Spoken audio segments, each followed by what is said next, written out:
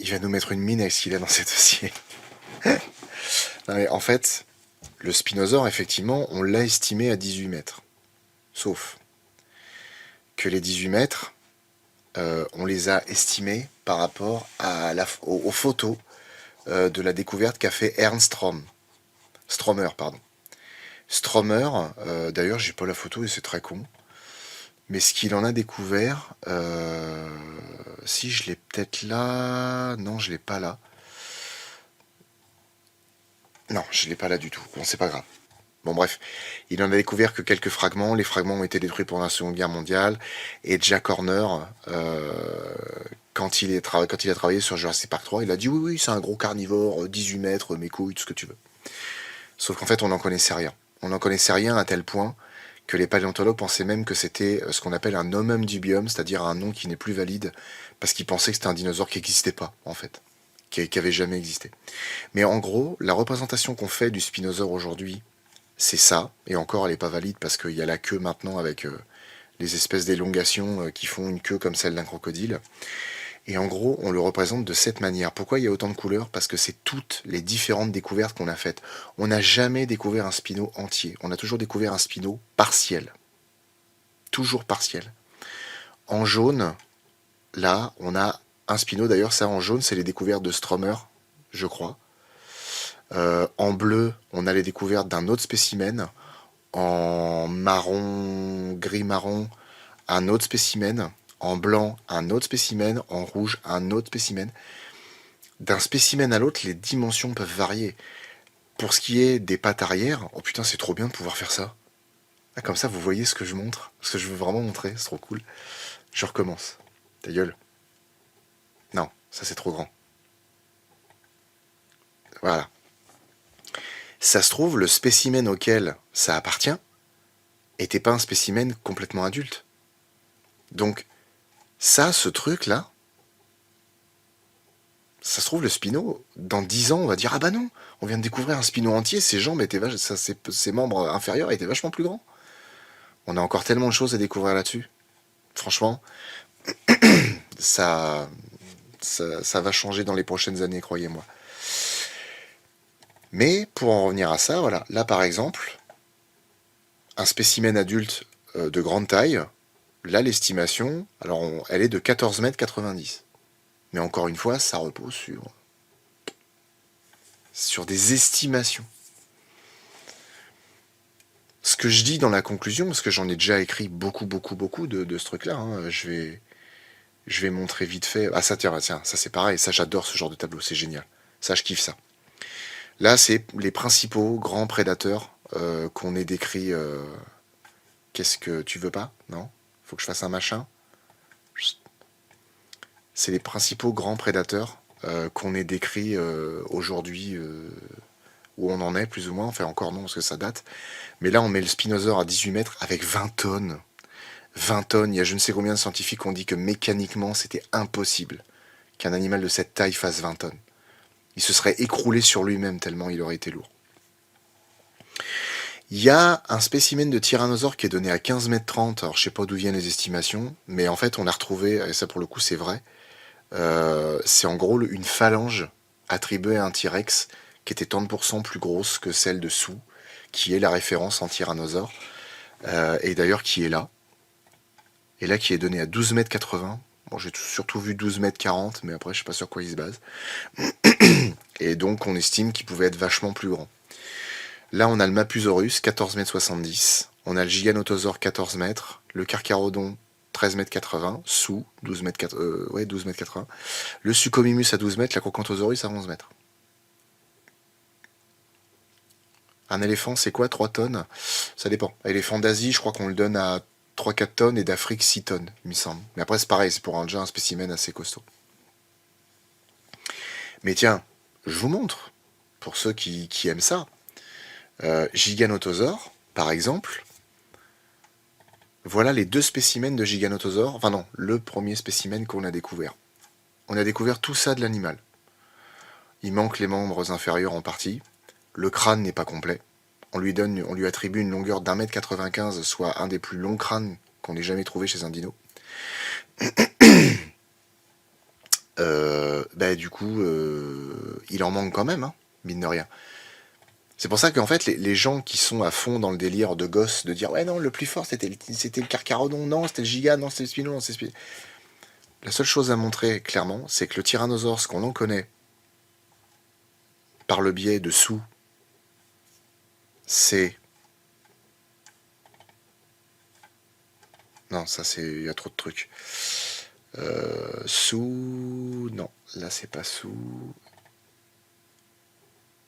Elle est pas là non plus. Putain, mais elle est où? Ben, elle est là, c'est marqué en gros dessus. Voilà, sous, on en connaît ça et encore. Ça, c'est pas la version où il y a des trous. Mais en gros, sous, on la connaît à peu près comme ça. Il manque quelques vertèbres au bout de la queue, il manque une ou deux phalanges. Sous, on la connaît à 91%. D'un côté, tu me présentes un dino dont on connaît ça. Et de l'autre côté, tu arrives et tu me dis tiens, le Carcharodontosaurus était vachement plus grand que le T-Rex. Le Carcharodontosaurus, on en connaît ça. Et encore ça, c'est sur 2 spécimens.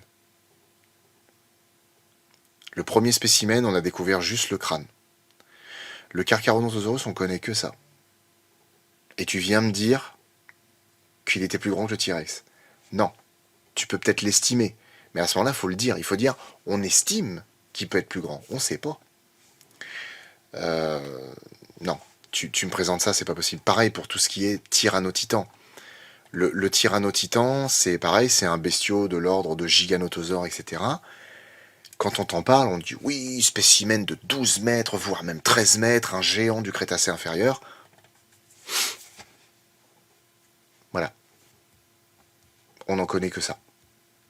Toutes les photos sont d'époque. Voilà. On n'en connaît que ça. Mais le problème, c'est que je blâme pas les scientifiques pour ça, mais je blâme tous les gens qui vont répéter l'information. Qui vont dire ah ouais, mais il faisait ça, il faisait machin. Non, non.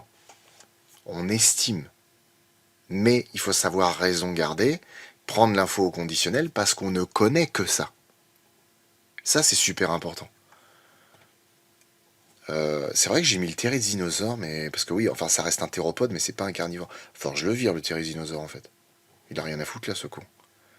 Bref, c'est pareil. Saurophaganax, Saurophaganax, plus grand qu'Allosaure, un véritable colosse, etc. Saurophaganax. Ça, c'est le Saurophaganax. Des bouts.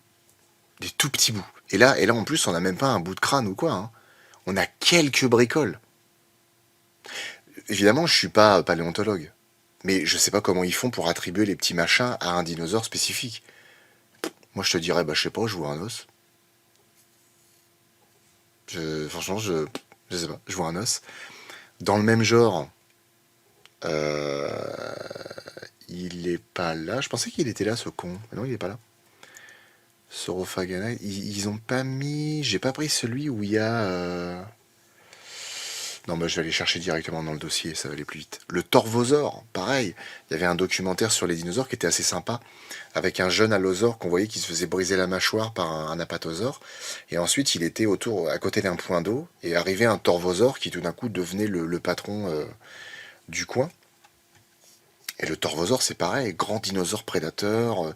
On en a découvert des fragments au Portugal, très, très gros, 12 mètres, peut-être même plus. Ça, c'est la reconstitution.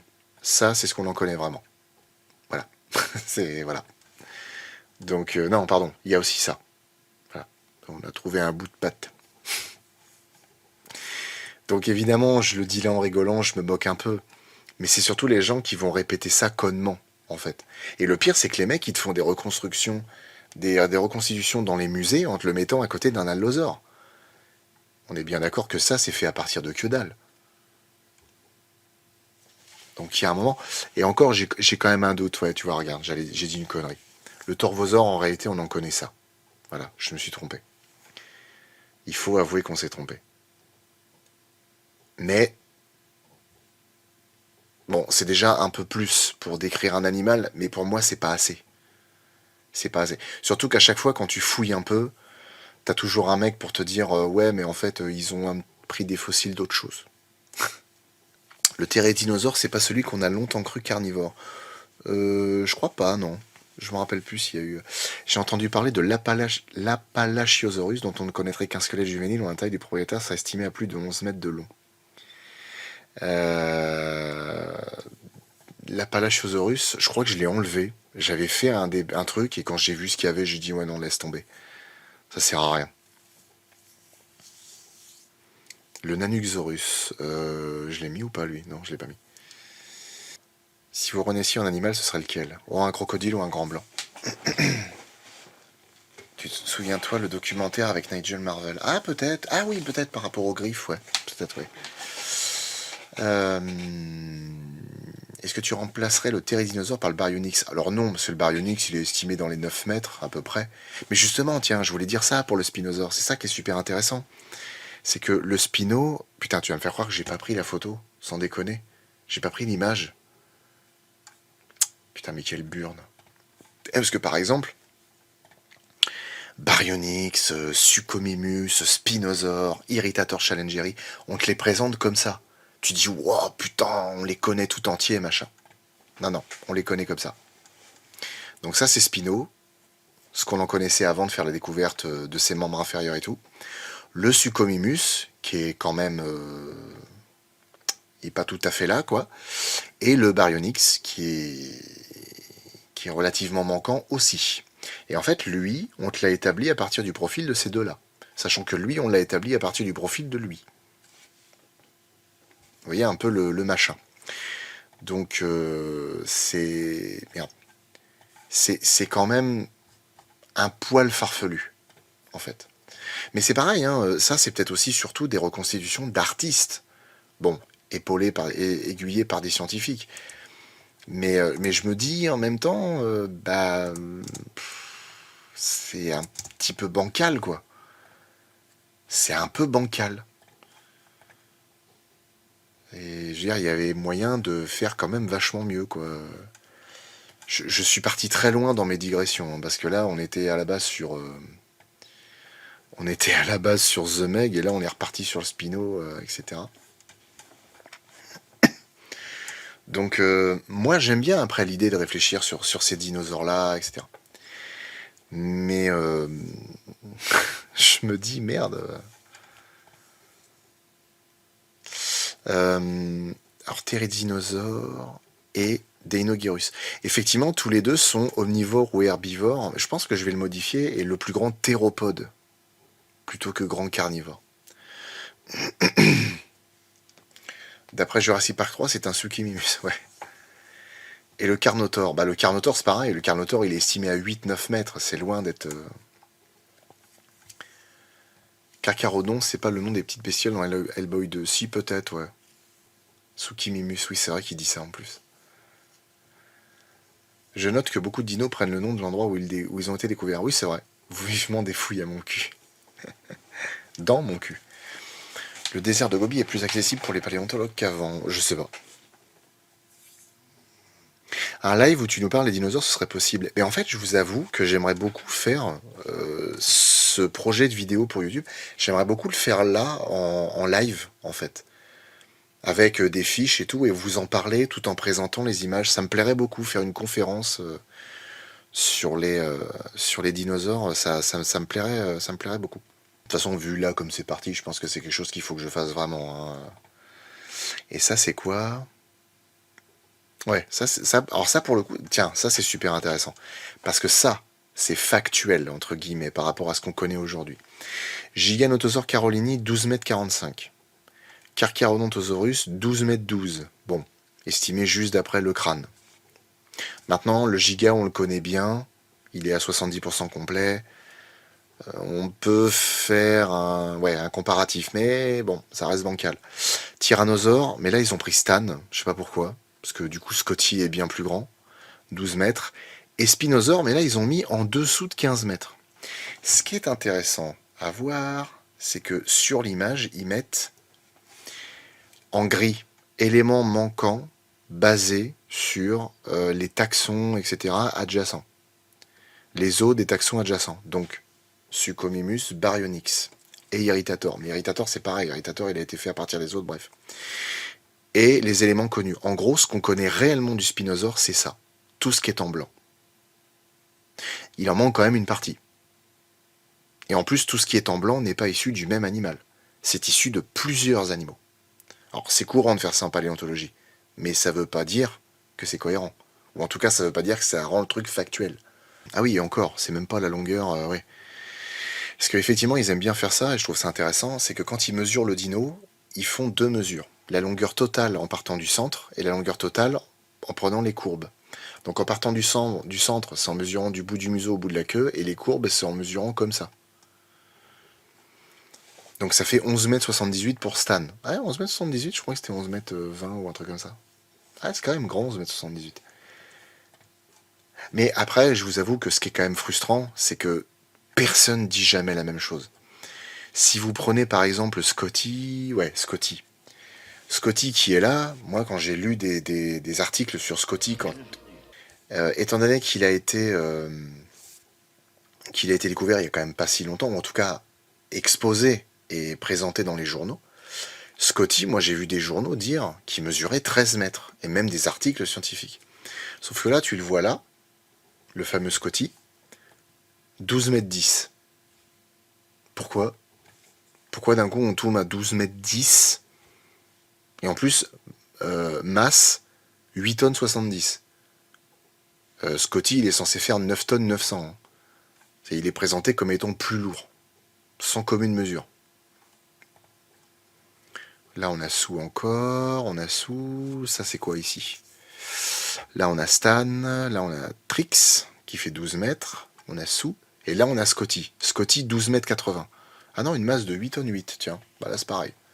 Donc en fait c'est ça aussi qui est chiant. C'est d'une représentation à l'autre, personne n'est d'accord sur la taille. C'est insupportable. Et là par exemple, alors ça on nous présente un truc qui est très intéressant à ce niveau-là. Donc on a Sue. Où est-ce qu'elle est Sue? Où est-ce qu'elle est?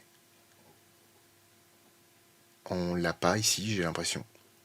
Là en fait on nous présente des spécimens de tyrannosaures dont on connaît quelques fragments. Et ce qui est très intéressant, c'est qu'il y a toujours les noms donnés par les scientifiques pour les retrouver dans les musées. Genre là, mort 11-26. Et en fait, là, ici, on nous présente un tyrannosaure qui comparait un sou à un sou, est 3% plus long. Donc ça donne 12,70 m, ce qui est déjà pas mal. Sauf que comparé à celui-là, il y en a un qui est estimé à 13,80 m. Si c'est le cas, le T-Rex passe second, derrière le Spino. Même si le Spino, on n'est pas tout à fait sûr de la longueur. Et là, on arrive même à un spécimen de 14,60 m. Tu as un Discord, j'adorerais parler paléontologie avec toi. Oui, il y a un Discord monstre de film. Ouais. Et c'est déjà énorme. Ouais, c'est déjà énorme. Ce sont tous les restes des reptiliens qui vivaient dans la Terre plate avant que les Illuminati ne prennent le pouvoir. C'est un concours de taille. Bon, après, c'est ça aussi, hein, c'est qu'on ne peut pas s'empêcher de chercher qui est la plus grosse et qui est le plus grand, quoi. Mais c'est quand même assez impressionnant. Par contre, ce qui est cool, là, c'est que c'est comparé avec un éléphant, tiens, ordinaire, éléphant d'Afrique, environ 5 tonnes, et le plus gros spécimen d'éléphant d'Afrique, environ 11 tonnes de moyenne. Ça fait quand même un beau pépère, hein. Ça fait un très beau pépère. Donc voilà, ça c'est toutes les recherches que j'ai fait, et il en reste encore plein à faire, hein. Il en reste vraiment beaucoup, beaucoup, beaucoup. Et de toute façon, d'ici à ce que je me lance sur une chaîne comme ça, il y aura, comment dire, encore d'autres recherches qui vont être faites. Et effectivement, pour répondre à la question que quelqu'un a dit, j'ai vu qu'effectivement, ils ont séparé Nanotyrannus et Tyrannosaure. Là, par exemple, on est sur le crâne de Scotty, de la prémaxillaire à l'occipitale. Alors du coup, la prémaxillaire, j'imagine que ça doit être là, et l'occipitale, ça doit être quelque part par là. 1,60 m. Voilà. En gros, là, Scotty, on est sur un crâne qui fait entre 1,56 m et 1,61 m. Pour donner un ordre d'idée, le crâne dessous, je crois, mesure 1,48 m, si je dis pas de conneries. 1,52 m. Donc là, au bas mot, le crâne de Scotty est 4 cm plus long. C'est pas énorme, mais c'est quand même pas mal. La différence de taille ne pourrait pas être due à des sous-espèces comme on le voit sur les animaux actuels.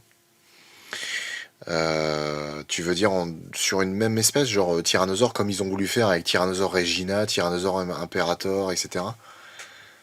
Franchement, je sais pas. Les lions entre eux font pas tous la même taille, les tigres, etc. Là, c'est pareil, c'est super intéressant aussi. Parce que là, on est. Bah, là, Stan, il est donné à 11,30 m.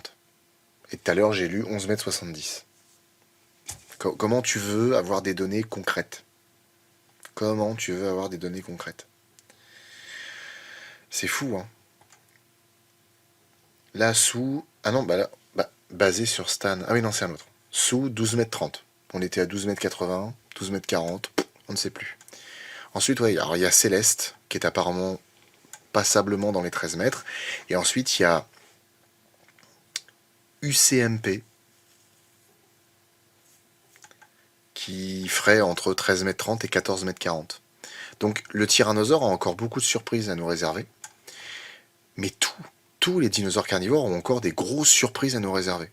Vraiment des grosses surprises.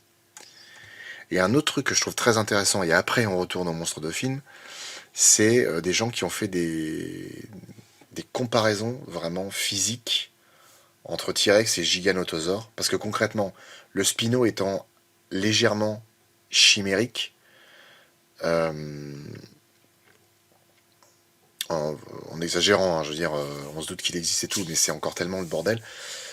Pour parler du plus gros carnivore, on parle vraiment de Giga et de T-Rex. Et ben c'est intéressant de voir les différences de morphologie entre les deux. Par exemple là, là vraiment la différence entre le Giga et le T-Rex, au niveau de la tête, elle est flagrante de ouf. Mais c'est pas le pire. Le pire, c'est avec cette vue en 3D que je trouve géniale, entre T-Rex et Giga. Là on voit du dessus. Le Giganotosaure est ici, il me semble. Ouais, il est là. Et le tyrannosaure est là. Le tyrannosaure, il est bâti comme un putain de tank. Il est hyper large, hyper massif. Le giga est beaucoup plus effilé, beaucoup plus fin, beaucoup plus athlétique. Disons que sur les deux, moi j'aurais tendance à penser qu'il y en a un qui était bâti pour au moins, ne serait-ce que marcher, courir. Lui par contre il marchait, il courait pas. Et je pense, en plus à une époque, dans le documentaire de Nigel Marven, on le disait. On disait, il disait le giganotosaure 8 tonnes, 1 tonne de plus que le tyrannosaure.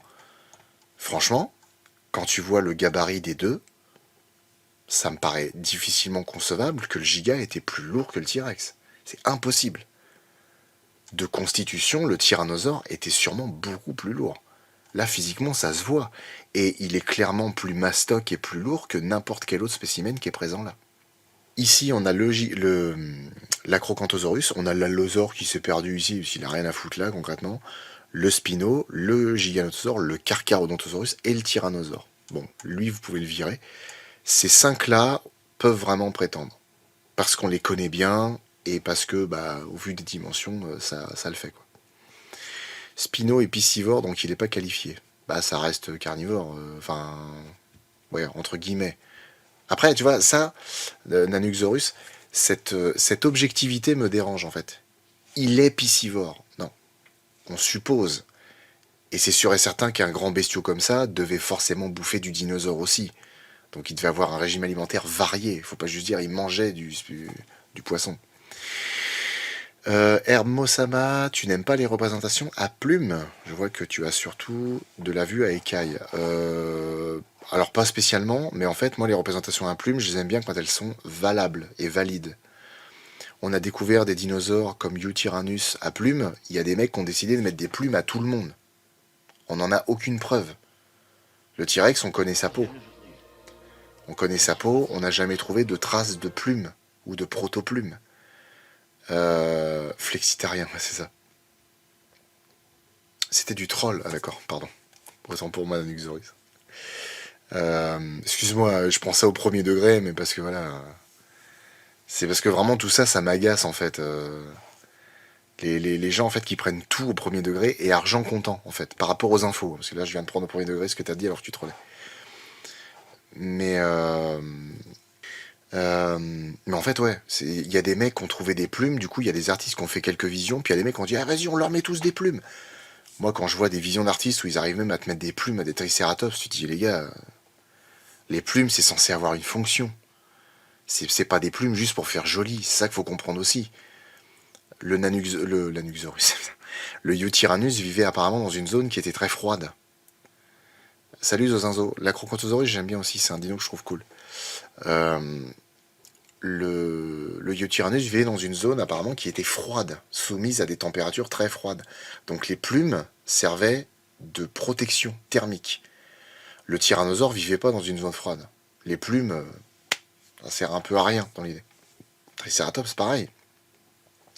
Et à partir d'un certain gabarit, les animaux font leur chaleur eux-mêmes. Ils n'ont pas besoin d'avoir un gilet pour se protéger, ça n'a aucun sens.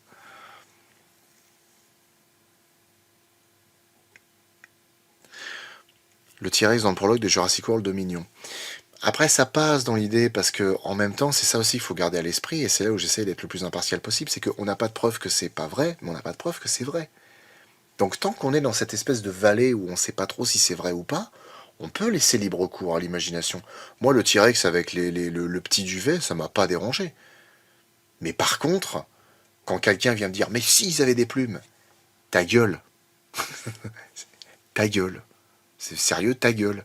Ne sois pas objectif comme ça. Maîtrise ton sujet, renseigne-toi, va chercher des trucs. Il y a des dinos qui en avaient, notamment beaucoup de petits dinosaures, des dinosaures de taille moyenne, majoritairement des théropodes, et l'exception, la seule que je connais, parce que je suis pas tout à fait au fait, taisez-vous, Floquel crotte. Vous croyez que c'est à moi qu'il a dit ça, là? Il est trop loin, je peux pas lui casser la gueule. Non, le plus gros spécimen qu'on connaît qui avait des plumes, c'est le Eutyrannus. Et encore, tiens, le Eutyrannus, j'ai pas eu la curiosité de regarder. Le Eutyrannus, on en connaît quoi de ce pépère-là? Qu'est-ce qu'on a vraiment découvert de Michel, là? Eutyrannus, on en a découvert pas mal quand même. On en a découvert pas mal. La longueur de l'animal est estimée à 6,94 m. D'accord. Et qu'est-ce qui fait qu'on l'a estimé parce qu'il me semble que le Eutyrannus, on parle de dimensions de 10 à 11 mètres. Hein, on va loin sur le Eutyrannus. Hein. Une seule espèce connue à ce jour.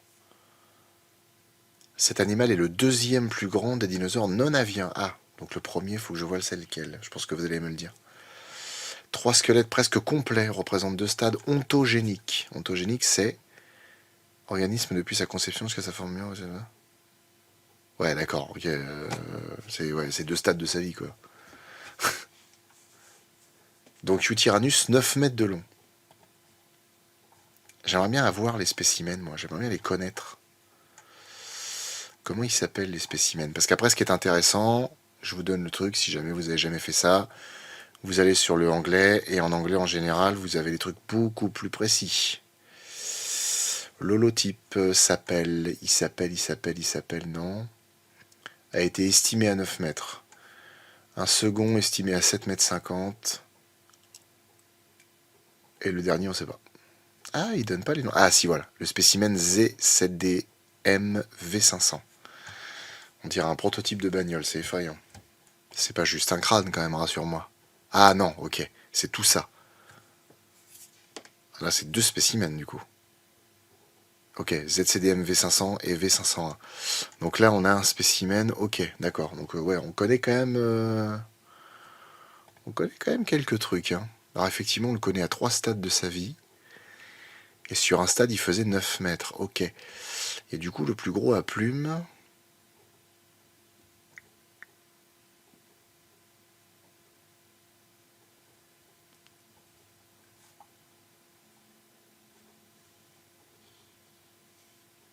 Il est perçu avec des plumes tout le temps. Ouais, mais je pense que les plumes doivent forcément venir d'un truc logique. Tiens, bah si, regarde. Ça, c'est intéressant à voir. Oh, putain, Pinterest, ça m'agace. C'est de la merde, Pinterest, ça me saoule.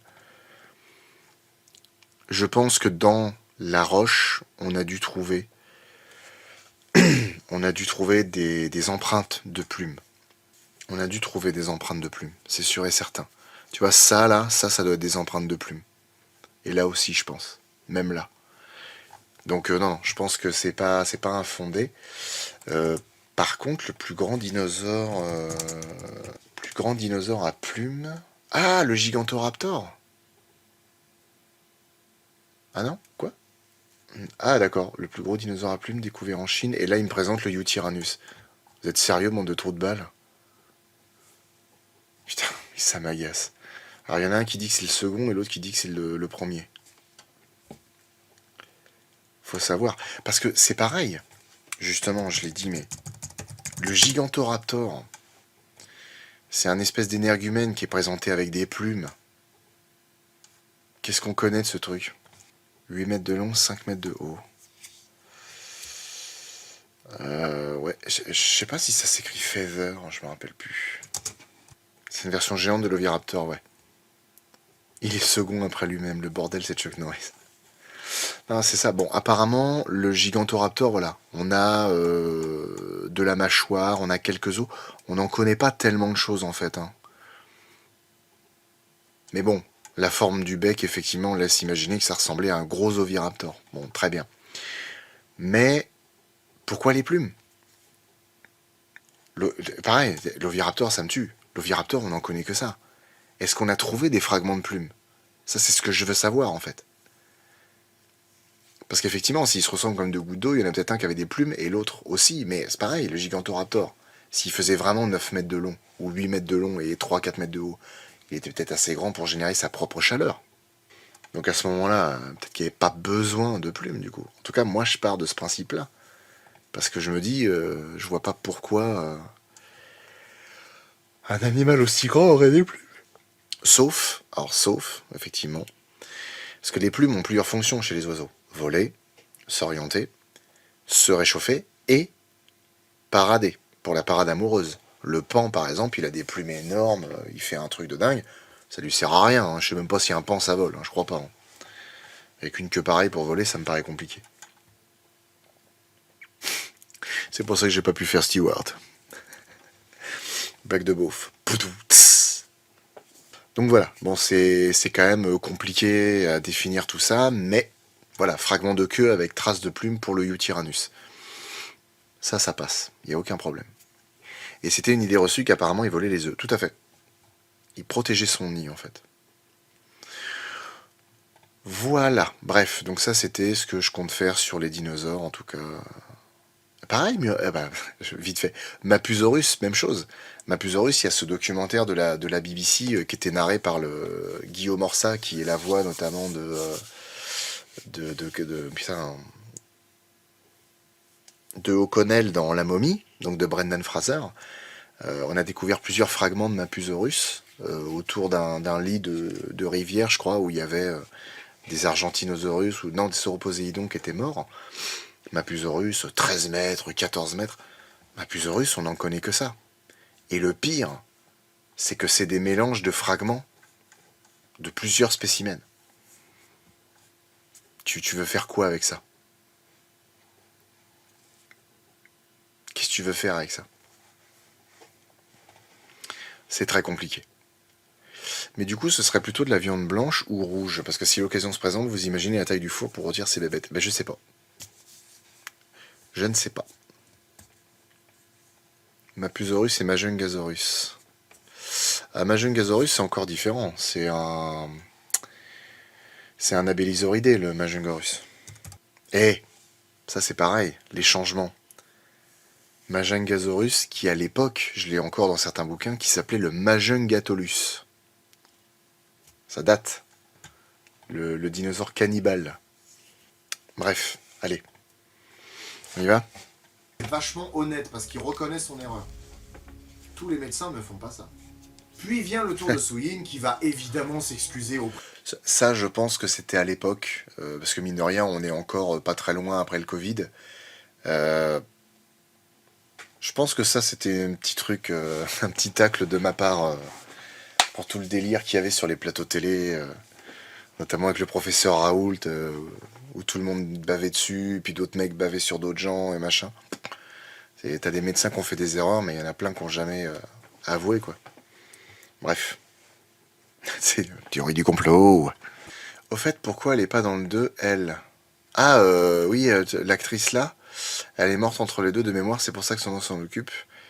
Il est arrivé un truc à l'actrice? Non, je crois pas, mais je crois elle a pas eu l'occasion de rejouer dedans. Enfin, il me semble pas, je vais vérifier, parce que ça se trouve, tu m'apprends un truc. Li Bingbing. Non, non. Non. Que... Ah putain, sans déconner, elle a 50 ans, et ça, c'est sorti en 2016? C'est ça? 2018? Putain, elle avait 45 ans? Le monstre là oui. Putain, c'est chaud, j'y donne 30 ans, quoi. 35 ans, allez. Truc de ouf. C'est incroyable d'avoir cette génétique là, c'est la folie. Non, non, elle est pas morte, hein, mais je pense qu'elle a pas voulu rejouer dedans. Mais comment? N'empêche, cette scène est quand même assez ouf. Hein.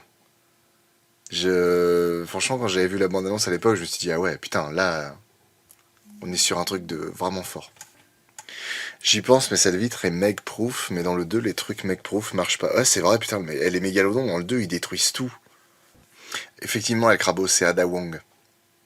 C'est tout à fait Ada Wong. Et d'ailleurs, sur les jeux, les remakes Resident Evil, il y a des modes pour que Ada Wong, elle soit habillée. Sans transition. Mais alors, le bon hors de l'eau comme ça et atterrir pépère sur le pont du bateau, non. Même si c'est Statham, c'est trop. En vrai, c'est pareil, la suspension consentie de la crédulité, tu la prends, hein, tu t'assois dessus et hop. Mais en vrai, les scènes sont quand même cool dans le film. Le film est un peu second degré, même si ça se prend un peu au sérieux. Mais franchement, le film est cool. La suite, ils ont vraiment fait de la merde. Dans les derniers remakes, elle est faite en s'inspirant de l'actrice de Welcome to Raccoon City, Lily Gao. Raccoon City, il est sorti bien après les remakes de Resident Evil 2 et 3. Ah oui, mais justement, El Crabo, le film Bienvenue à Raccoon City, il est sorti bien après les remakes de Resident Evil 2 et 3. Tu m'obliges à couper le live. C'est fou, hein, à arrêter la vidéo. Hein. Ouais, le remake de Resident Evil 2, il date de 2019. Et Raccoon City, avec les zombies du spectacle. Ah non, 2021, voilà. Non, c'est sorti 2 ans avant. Parce que l'actrice qui joue Ada Wong, Lily Gao, ouais. Oh bah non, dans les remakes, elle ressemble pas à Lily Gao. Oh, je trouve pas, hein. Ah, pour le coup, je préfère Li Bingbing. Elle est quand même... c'est purement physique, c'est juste parce qu'elle est plus jolie. Ah, pour le remake du 4, ok.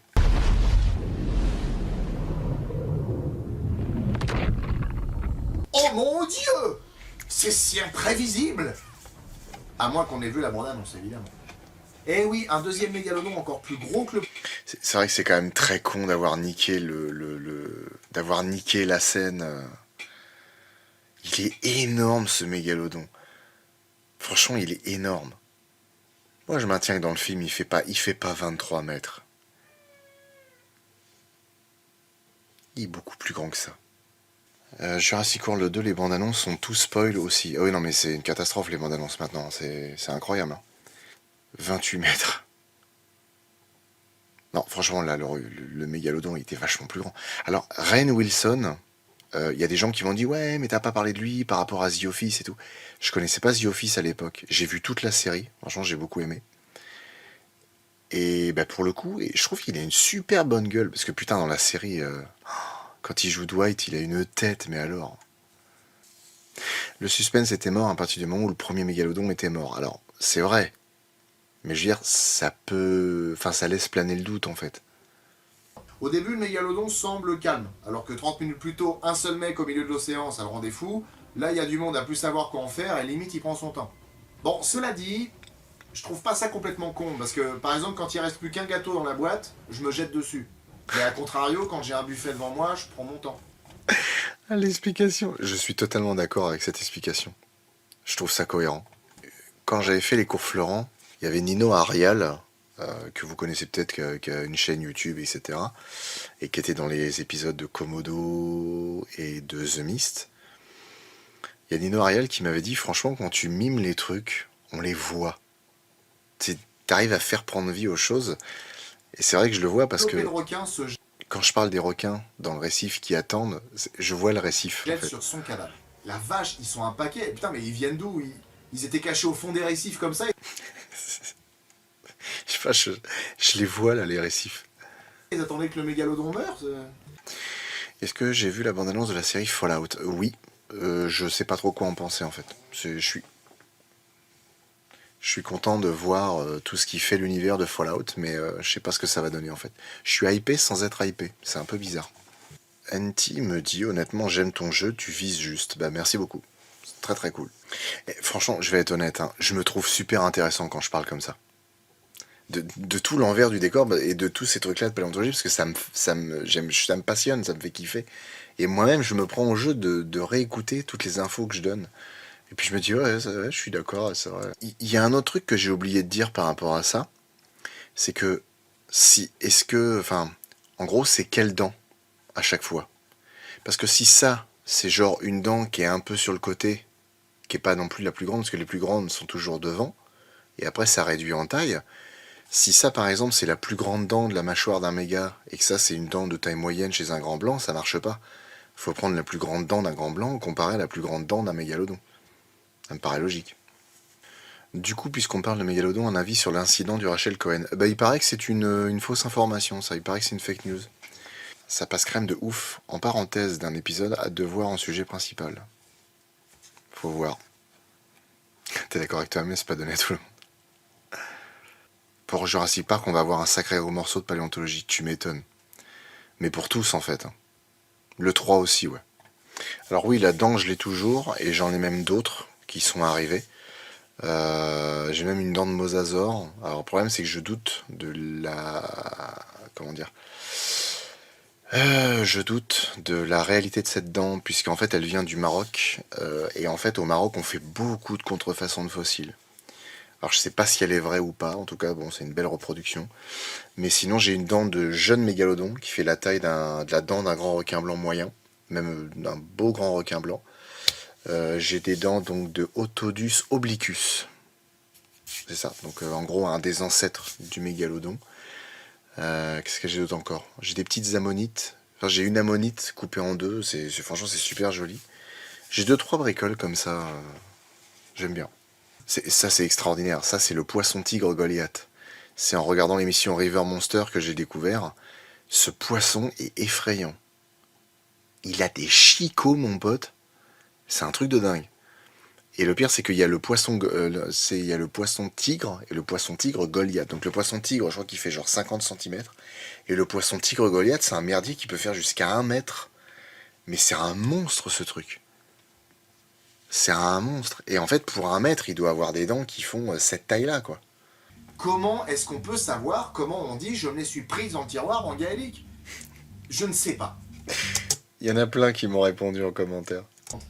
Mais il existe des spécimens qu'on a pêchés ou qu'on a filmés qui mesurent 6 mètres. Deep Blue. Mais même plus, hein, Deep Blue, je crois qu'elle s'approche plus des 7 mètres que des 6 mètres. C'est quand même impressionnant, parce que quand tu vois la gonzesse à côté...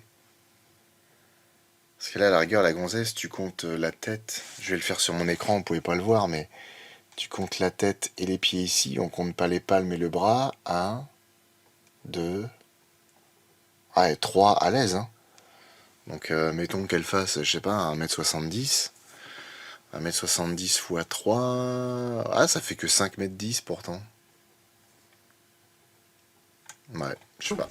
Un être humain moyen fait Nanuxorus qui dit ça se trouve le mec c'est juste un chicot qui nage. Peut-être. Partout dans le monde, on a recueilli des témoignages de marins qui disent avoir vu un requin albinos gigantesque. Mais on n'a jamais pu en avoir la preuve. Ça j'avoue que c'est quelque chose qui me laisse... Ça me laisse quand même un peu rêveur, parce que c'est vrai que des témoignages... Alors les témoignages sont en général des témoignages qui ont été recueillis au 19e siècle ou vraiment au tout début du 20e siècle, où on a parlé de requins de dimensions énormes, des pêcheurs qui ont vu des requins de 15-20 mètres, des trucs comme ça. Franchement, il y a des fois, je me dis, est-ce que ce serait possible? Ça aussi, c'est un délire, le nombre de personnes qui pensent que des mégalodons vivent encore alors que c'est impossible. La température de l'eau, son acidité et la nourriture. La nourriture surtout, je pense quand même. Après tu me diras si, c'est vrai que l'acidité ça compte quand même. Pour ce qui est de la température, ça, je te dirais s'il vit vraiment dans les fonds, la température ça peut le faire. Parce qu'il y a les fumeurs noirs qui font qui font de la chaleur. Par contre, si en 99 ils avaient fait The Meg pour environ 90 millions de dollars, je pense que le film aurait été ouf, mais vraiment ouf. Ça aurait été ouf qu'ils fassent un animatronique de 25 mètres. J'aurais trouvé ça extraordinaire, la prouesse de fou, quoi. Cela dit, un animatronique de 25 mètres, tu peux largement mettre un petit submersible à l'intérieur avec des gens et le balader comme tu veux. Là, pour le coup... Ah, par contre, oui, un animatronique à la peur bleue, ouais, ce serait dangereux. Alors, ça, il y a des gens qui n'ont pas compris. Après, c'est vrai que quelque part, c'est plutôt mal dit. Je dis que de toute façon, il est aveugle, et je dis que la lumière du soleil lui brûlerait les yeux. Enfin, lui ferait mal aux yeux. Il y a des gens qui ont dit, bah, s'il est aveugle, il peut pas avoir mal aux yeux. Alors, en fait, si, parce que les yeux, ils restent là, en fait. Ça reste du tissu mou qui, du coup, va subir, en fait. C'est ça, le truc. Ouais, carnageuse, effectivement. Ça, bah, de toute façon, c'est dit plus tôt dans la vidéo. Il y a des chronosaures, ouais, au fond de la flotte. Et sans déconner, la différence de taille entre les deux mégalodons, elle est effrayante. Parce que le mégalodon, par rapport aux gens, il a l'air déjà énorme, mais l'autre, il est gigantesque. Tu vas pas me dire qu'il fait genre 20 mètres, il est 3 fois plus grand. Ouais, Emmerich, je connais Carthago, j'ai toutes les bandes dessinées, parce qu'avec la sponsor qu'on a faite avec les humanoïdes associés pour Métal Hurlant, en fait, je leur ai dit, est-ce qu'il y a moyen d'avoir tous les Carthago, s'il vous plaît? Du coup, on les a eus. Il y a un problème d'échelle sur ce plan, je pense. Salut Asgard. Le second, il ouvre la bouche, il crée un tourbillon. Il n'y en a pas que deux des Carthago? Ah non, des bandes dessinées Carthago, il y en a beaucoup. Hein. Le Carthago normal, il y en a 15 albums. Et après, il y a le spin-off Carthago, je sais pas quoi. Ceux-là, je les ai pas. Ouais, effectivement, Wolf Dead, je comprends tout à fait. J'ai 10 à 15 kilos de surcharge et j'en fais pas des caisses, effectivement. Moi aussi. Mais je largue des caisses, par contre. Ah si, je l'ai mis quand même. Pendant le montage, j'ai compris que c'est le thème du mégalodon. Ouais, tout à fait. Au niveau de la mise en... Ça, c'est pareil. Dans un live, j'aimerais beaucoup faire un... Oh, ça me ferait trop kiffer de faire ça. J'aimerais trop faire un live où on parle de bandes originales. Et je vous fais écouter des bandes originales que je kiffe, etc. J'ai déjà dit, hein, mais je pense que je vais le faire assez vite, là. Je pense qu'après la sortie des Dents de la Mer 3, je ferai un live spécial musique de film. C'est un peu comique la manière dont il s'approche, sans se cogner en plus. Aïe. Mais les scènes de poursuite... Là, ce que j'ai fait, c'est que j'ai fait un petit effet de retour en arrière et ensuite de retour vers l'avant pour donner l'impression que la vitre vibre. Alors je sais pas si ça se voit vraiment, mais j'aime bien. Et le reste de sa filmographie m'est inconnu puisque principalement chinoise. Et pour le coup, les films américains, enfin états-uniens dans lesquels elle a joué, c'est quand même pas mal de la merde. Hein. Parce que Resident Evil, c'est quand même pas fou. Et j'ai déjà oublié l'autre. L'autre, c'est ne me soufflez pas, ne me soufflez pas. Je viens de le dire à l'instant. J'ai une mémoire en friche, c'est effrayant, putain.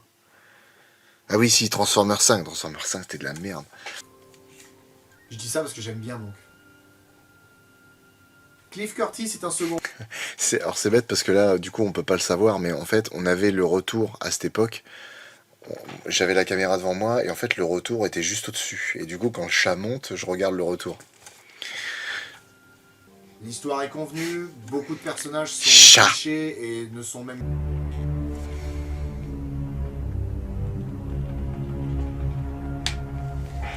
Ah oui, donc oui, il n'y avait pas de scène à la fin. Là, par contre, il n'y a pas de scène au début, mais il y a une scène à la fin. Ok. Un épisode sur Dinotopia. Oui, bah ça se fera à l'occasion. Putain, notre première sponsor.